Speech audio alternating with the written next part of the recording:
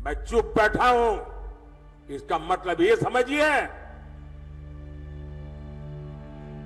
गलती मत कीजिए मोदी को समझने की।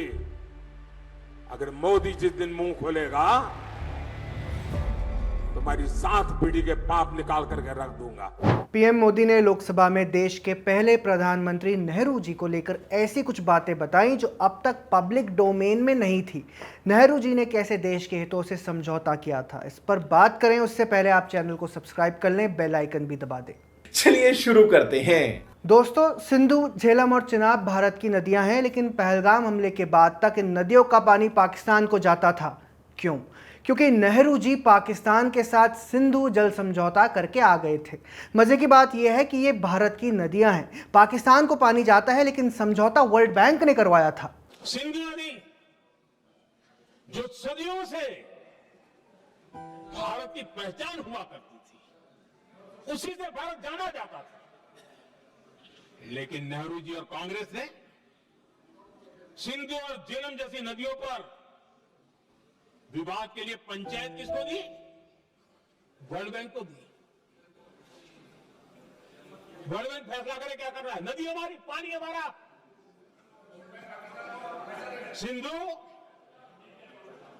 सिंधु जल समझौता सीधा सीधा भारत की अस्मिता और भारत के स्वाभिमान के साथ किया गया बहुत बड़ा धोखा था। जी हाँ, खुद को स्टेट्समैन बनाते या दिखाने के लिए नेहरू जी ने कई बार राष्ट्र हितों के साथ समझौता किया था। दोस्तों, स्टेट्समैन की यही समस्या होती है कि वे अपने स्टेट्समैनी के चक्कर में देश हित की चिंता नहीं करता। स्टेट्समैन का एक और गुण ये होता है कि वे अंतर्राष्ट्रीय संस्थाओं से बहुत प्रभावित रहता है। शायद यही कारण था कि इंडस वाटर ट्रीटी में पंडित जी वर्ल्ड बैंक के प्रभाव में थे, और जब कश्मीर पर तथाकथित कबायलियों का आक्रमण हुआ और हमारी सेना सफल हो रही थी, तो वे कूदते हुए कश्मीर का मसला संयुक्त राष्ट्र में ले गए। और यह स्टेट्समैनिया का ही तकाजा था कि पंडित जी ने भारत की सुरक्षा परिषद की सदस्यता एक तरह से चीन को गिफ्ट में दे दी थी। खैर, तब पंडित जी खुद को चीन का फ्रेंड, गाइड और फिलोसोफर भी मानते थे, लेकिन इस बात से शायद इनकार किया जा सकता है कि खुद को लार्जर देन लाइफ दिखाने के लिए और अपनी अंतर्राष्ट्रीय लीडर की इमेज बनाने के लिए उन्होंने देश के हितों को बार बार पीछे धकेला। शायद इसीलिए आज हर भारतीय कांग्रेसियों से पूछता है, तुम्हें शर्म है? कुछ शर्म आया है? शायद कोई शर्म नहीं है, तभी कांग्रेसी आज भी नेहरू को मसीहा की तरह पेश करते हैं। खैर, आगे बढ़ते हैं। IWT के तहत नेहरू ने सिंधु, झेलम और चिनाब जैसी नदियों का 80% पानी पाकिस्तान को दे दिया था। मतलब ये कि जब पाकिस्तान बना तब से भारत अपनी 3 सबसे प्रमुख नदियों का 80% पानी पाकिस्तान को यूं ही गिफ्ट में, मुफ्त में दे रहा है। उन्होंने 80% पानी पाकिस्तान को देने के लिए वो राजी हो गए, और इतना बड़ा हिंदुस्तान, उसको सिर्फ 20% पानी। कोई मुझे समझाए भाई, ये कौन सी बुद्धिमानी थी? कौन सा देश था? कौन सी डिप्लोमेसी थी? क्या हालत करके बना के रखा था आप लोगों ने? इतनी बड़ी आबादी वाला हमारा देश, हमारे यहां से निकलती हुई ये नदियां, और सिर्फ 20% पानी।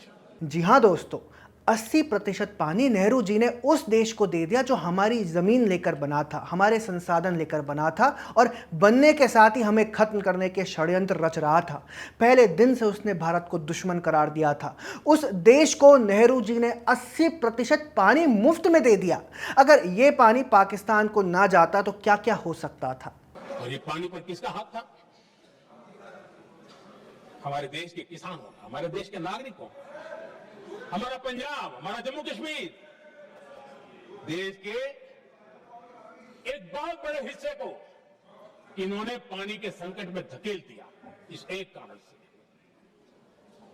और राज्यों के भीतर भी पानी को लेकर के आपस में संघर्ष पैदा हुई, प्रतिस्पर्धा पैदा हुई, और उनका जिस पर हक था उस पर पाकिस्तान मौज करता रहा, और ये दुनिया में अपनी डिप्लोमेसी के पाठ पढ़ाते रहते हैं। बिल्कुल यही हुआ दोस्तों। उस एक संधि के कारण देश के कई राज्यों में पानी का बड़ा अभाव हुआ। आज भी है। कई राज्यों के बीच में विवाद हुआ, आज भी पंजाब और हरियाणा के बीच पानी का विवाद है। कारण वही नेहरू जी के फैसले थे जो उन्होंने इसलिए लिए ताकि वे अपने स्टेट्समैन को कहे जा सके। ऐसा प्रतीत होता है कि नेहरू जी उन पहले भारतीयों में से थे जिन्हें पोस्ट इंडस्ट्रियल रिवॉल्यूशन काल में स्टेट क्राफ्ट की समझ हो गई थी, क्योंकि उनके पिता न केवल अंग्रेजों के समय वकालत किया करते थे बल्कि अंग्रेजों की भी वकालत करते थे। और शायद उन्होंने अंग्रेजी हुकूमत के किसी पेपर में पढ़ लिया होगा कि statesman will inherit the earth. भावनाओं को समझो।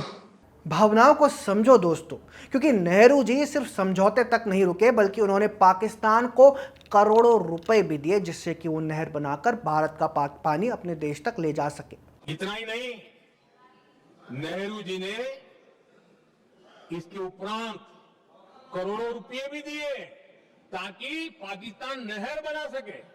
बताइए, पानी भी हम दे, नहर भी हम दे ताकि अनाज पाकिस्तान ले सके। ये तो कुछ भी नहीं है। नेहरू ने समझौते में ये तक स्वीकार कर लिया था कि भारत अपने बांधों की डिसिल्टिंग तक नहीं कर सकता। अब आप समझिए, बांध भारत के, पानी भारत का, लेकिन भारत अपने डैम की सफाई तक नहीं कर सकता। नेहरू जी ने पाकिस्तान के कहने पर यह शर्त स्वीकार की है कि इन बांध में जो मिट्टी आएगी, कूड़ा कचरा आएगा और बांध भर जाएगा, इसकी सफाई नहीं कर सकते, डिसिल्टिंग नहीं कर सकते हैं। बांध हमारे यहाँ, पानी हमारा, लेकिन निर्णय पाकिस्तान का कि आप डिसिल्टिंग नहीं कर सकते। इतना ही नहीं, जब इस बार मैं डिटेल में गया तो एक बांध तो ऐसा है कि जहां ये डिसिल्टिंग के लिए जो गेट होता है ना, उसको वेल्डिंग कर दिया गया है ताकि कोई गलती से भी खोल करके मिट्टी को निकाल ना दे। दोस्तों, अभी वीडियो खत्म नहीं हुआ है बल्कि अब तो असली बात सामने आने वाली है। नेहरू जी ने इतना बड़ा समझौता किया, एक तरीके से कहें तो पाकिस्तान के पास देश को गिरवी रख दिया। मजे की बात यह है कि बाद में उन्हें खुद भी अपनी गलती का एहसास हुआ और बाद में नेहरू जी को भी ये गलती माननी पड़ी। इस समझौते में निरंजन दास गुलाटी करके का सज्जन उसमें जुड़े हुए थे।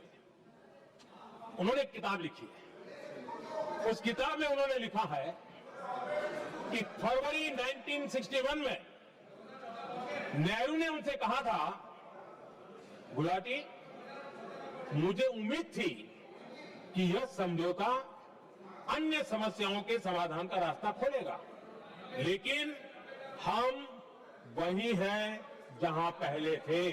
अब आप बताइए, नेहरू जी अदूरदर्शी थे या दूरदर्शी?